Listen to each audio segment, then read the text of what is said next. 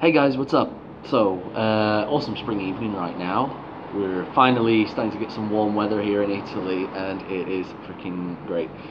So, I've been thinking a little bit about my biggest regret of teaching English overseas, and it's something that probably a lot of teachers maybe find themselves thinking about whilst they're abroad. A lot of people start thinking, is this what I want to do in life? Is this where I'm going? Is this how it's going to be? And it's perfectly normal to start thinking, doubting yourself. However, my biggest regret in teaching English overseas, and it's probably not one that a lot of people expect, and it is that I've compared myself to other people. And comparing yourself to others, no matter what you do, is a pretty shit thing to do, but I'm pretty guilty of it. I have compared myself to others, and no doubt a lot of other people have probably compared themselves to me. It's just a part of life. Now, by comparing myself to others, I mean I've been comparing myself to people who are either back in their home country or people who are back in my country. And that is people who've built careers for themselves, so to speak. People who've worked in the same job for a number of years, who've stayed home, who've got the house, who've got the car, who've got the mortgage. And this is something I started thinking about particularly more last year, because last year I went to the UK, and that's where my family are now, so my family are all in the UK. And going back to the UK after being in Thailand for 3.5 years was quite a big shock to me. And one of the biggest shocks to me was just the fact that it was so damn difficult to find a job, like any kind of job. Even though I have 4 years experience with teaching English overseas and teaching kids, and I've traveled to 4 continents and seen a lot of the world and done a lot of cool stuff, in the eyes of a lot of the UK employers, it was really worth nothing. And it was quite a big shock to me, and it really kind of hit home what the expectations are for a person, because a lot of people just think, you're going to go abroad, you're going to go teach English on a gap year, maybe before university, maybe after university, but sooner or later you end up coming back home and finding a proper job, a real job, so to speak. Whatever the fuck constitutes a real job, I don't really know, but in their eyes, I'm assuming that a real job means something that's settled, something that is more entitled to growing. I don't know what the fuck a real job is, because TEFL's a real job.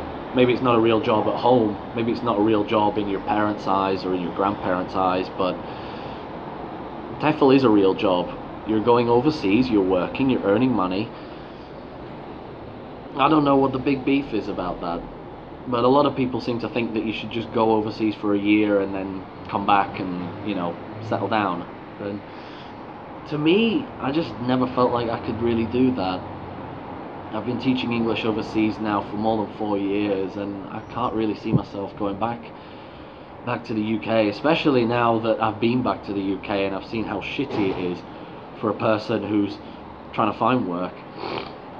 It's fucking demoralising going back to England at 26 years old after you've had 4 years of independence, 4 years of being by yourself, travelling, doing all sorts of cool stuff, being in an international environment with all sorts of weird and wonderful people, seeing the world, doing amazing things, to then going back to your hometown, staying with your parents and struggling to find a real job. I managed to find a job back in England, but it was just 2 days a week housekeeping in a hotel, so it was pretty fucking shit. But shout out to those of you who I worked with back in Ticton Grange. You guys were all cool as fuck, but I couldn't see myself staying there, and it was pretty depressing when you see people who are considerably younger than me, who've all managed to get cars, managed to get jobs sorted out, their own house, and I'm still there being pretty fucking nomadic. But one of my best friends back in England, Ben, he said to me, "I fucking miss Ben, I fucking miss you, dude. If you're watching this, I fucking miss you, dude. I'll be back, I promise." But Ben told me that, yeah, you've been abroad for a while, you've maybe not got a real job, a real career sorted out, but you've done things in your life that I'll never do. And it's true that I've done things in my life that a lot of people back home probably never do, and I'm proud of that. And I don't care what anyone has to say, talking shit about TEFL or whatever, but I'm proud of the fact that I've gone out there and done the things that I want to do, that I'm contributing and I'm helping people and I'm overseas, I'm seeing the world, you know. I'm happy with what I've done and I don't have any regrets about that. Literally, my only regret is comparing myself to others, and that is, there was a time when I thought to myself, you know, maybe I should go back. Maybe I should go and find a real job. Maybe I should get a fucking house and a mortgage and a 5-day a week, 50-week a year, boring ass fucking job in a box factory. You know, maybe I should do that. But to be honest, right now, I'm just not thinking about that. And a lot of the naysayers out there will say, well, you know, what about your pension? What about your tax contributions? You know, you're going to regret that when you turn 65, 70. You're going to regret that. Right, dude. First of all, fucking research tax credits and pensions. Secondly, I'm paying British tax here in Italy. I'm on a UK contract, so I'm paying, even though I'm living and working in Italy, I'm paying tax back to the UK for me when I do turn 70 or whatever fucking age you finally be able to retire in the UK. So that's a pretty fucking moot point, that one right there. And they're saying, oh yeah, but what about your savings? Oh, fucking savings. Yeah, it's true. I'm not fucking earning much, but so what? I'm enjoying my life. That's the price I have to pay. You know what I mean? I might not be earning that much materially, but I'm earning enough things spiritually and mentally to make up for that, I believe. You know, fucking living in a cool ass place and overseas. I'm meeting some freaking awesome people.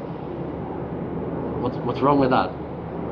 You know, what's the problem with teaching English overseas? You know, you fucking get paid, you travel, you live abroad, you're meeting people, you're helping people, you're contributing to that place. You know, there's a whole lot of fucking cool benefits to teaching overseas that a lot of people just don't think about.